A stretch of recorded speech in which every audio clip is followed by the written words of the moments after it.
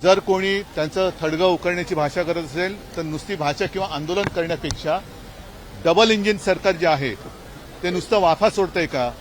कारण मुख्यमंत्र्यांनी ही कबर उखडण्यामध्ये असमर्थता दाखवलेली आहे आणि त्याला केंद्राचं संरक्षण आहे.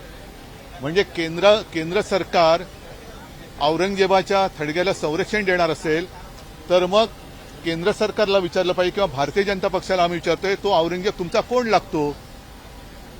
आणि दुसरी गोष्ट अशी की औरंगजेब असो अफजल खान असो ही छत्रपती शिवाजी महाराजांच्या पराक्रमाचे पुरावे आहेत. ते जर यांना वाटत असेल नष्ट करायचं तर आंदोलन काय करताय? तुम्ही सरकारकडे जा, मोदींकडे जा आणि मोदींना म्हणा की गुजरातमध्ये जन्माला आलेला औरंगजेब जो महाराष्ट्राने त्याला मुठमाती दिली ती कबर तुम्ही उद्ध्वस्त करा आणि तो जेव्हा सोहळा कराल तेव्हा चंद्राबाबू आणि नितीश कुमारला प्रमुख पाहुणे म्हणून बोलवा. आहे सोपा विषय आहे, त्याच्यात दंगल करायचं कारण काय?